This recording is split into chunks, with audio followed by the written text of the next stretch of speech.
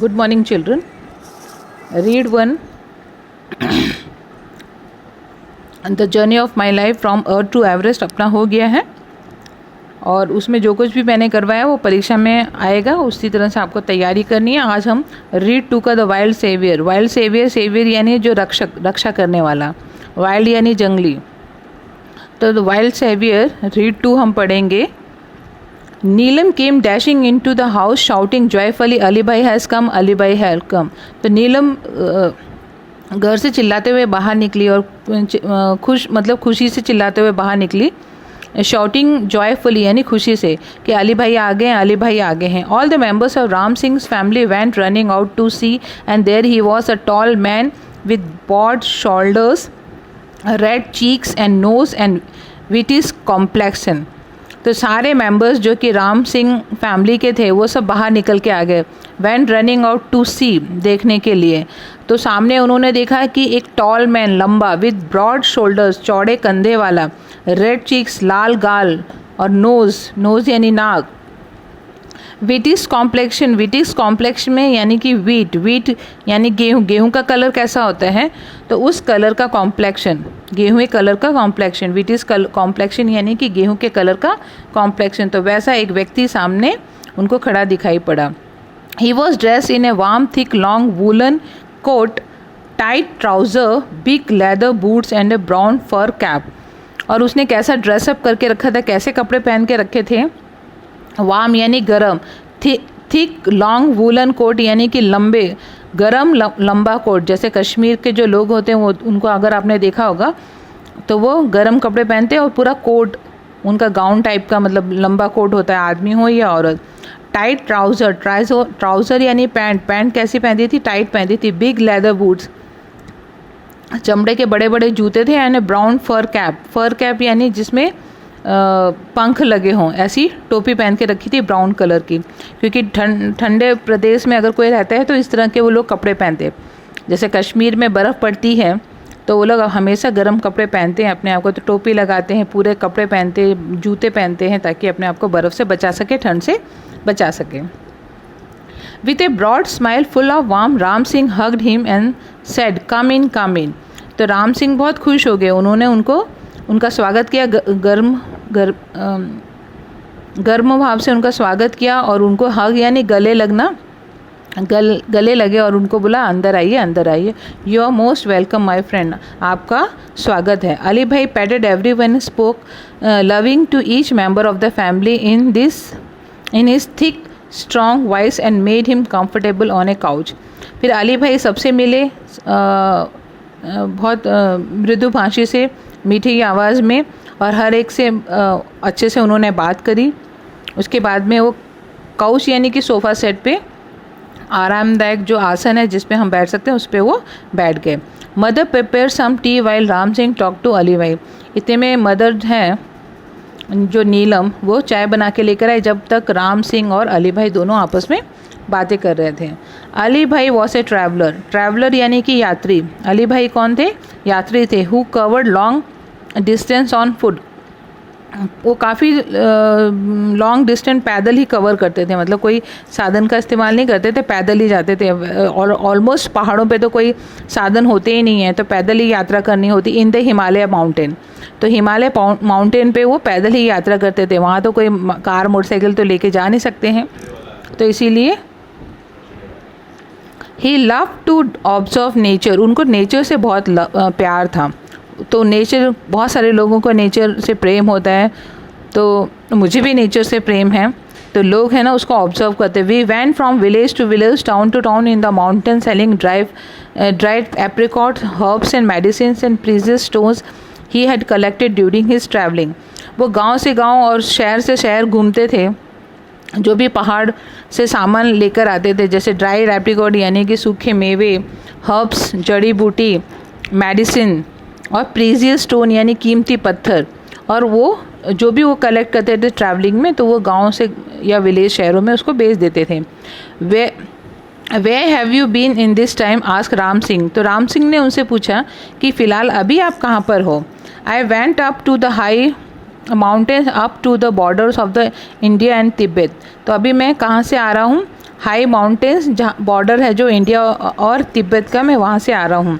Elon ask नीलम, नीलम ने कहा अकेले? तो बोला हाँ। Of course I use to it, मैं अकेला ही यात्रा करना पसंद करता हूँ। Well I will stay here only for a night, मैं एक रात ही यहाँ पे रुकूंगा। Tomorrow morning I shall leave, सुबह मैं यहाँ से चला जाऊँगा। He said no Ali bhai no, we won't let you go, you have to tell us your hill stories said Neelam. तो नीलम कहती कि नहीं नहीं, हम आपको ऐसे नहीं जाने दें, आपको तो यहाँ पे रुकना होगा और आपको हमें जो भी आप ट्रैवल करते हैं उसकी आपको हमको कहानी सुनानी होगी। After lot of insistence he agreed to stay for 2 days, तो सब ने उनको इंसिस्ट किया, रिक्वेस्ट किया कि भाई नहीं नहीं आपको रुकना है। तो उन्होंने बोला ठीक है, मैं 2 दिन के लिए फिर यहाँ पे स्टे करूँगा।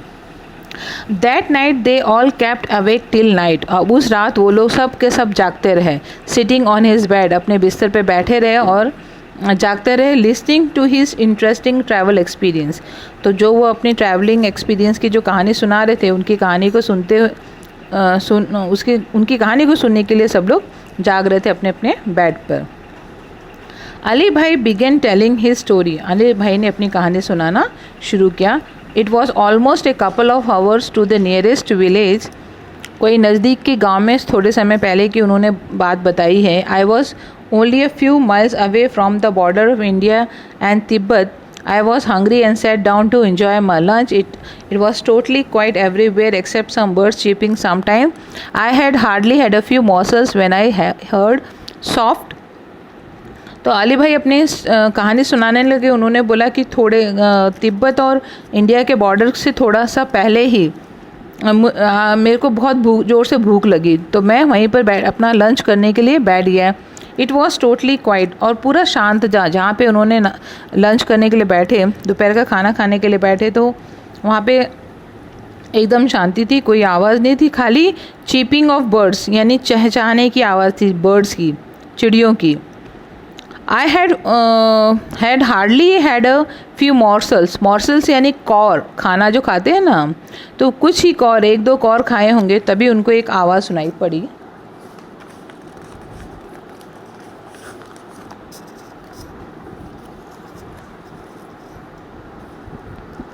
फीबल ग्राउल्स यानी चिगाड़ने की जानवर की किसी की आवाज़ सुनाई पड़ी।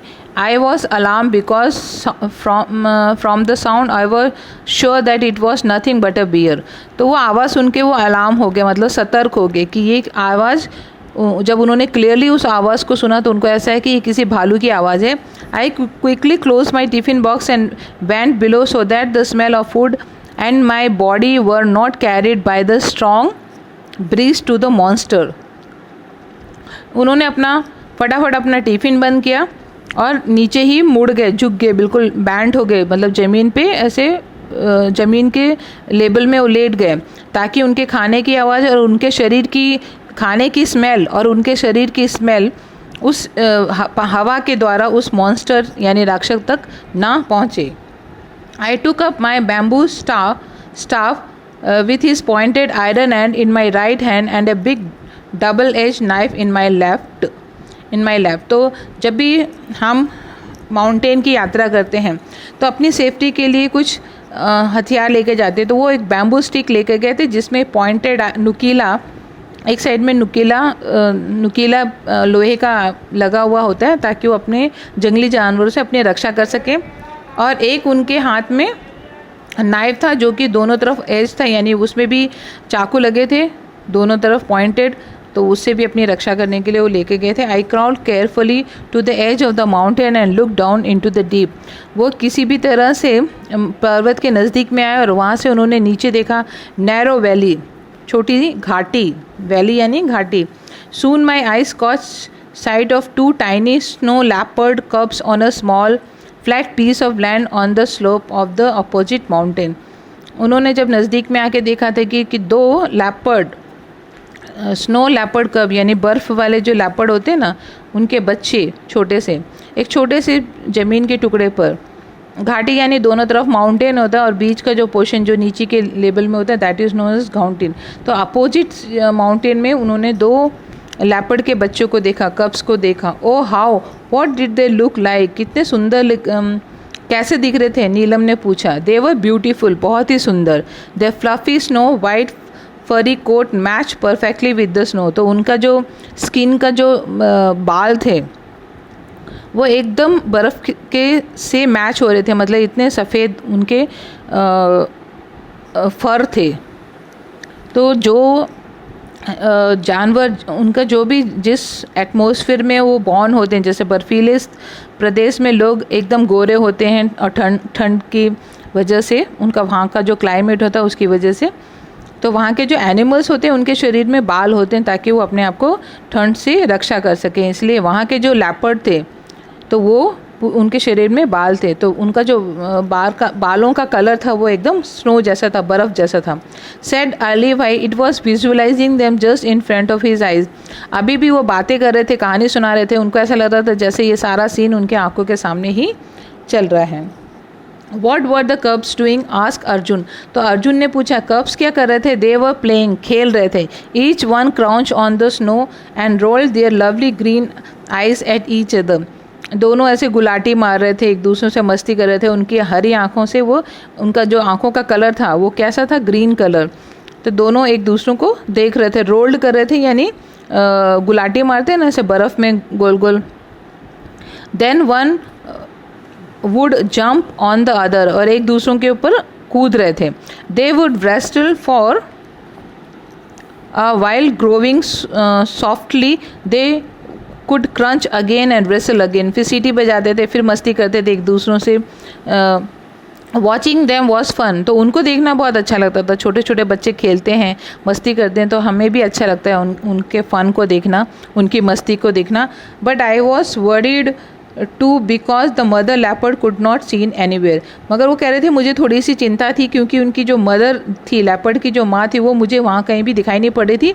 The mother is very furious when she is with कब।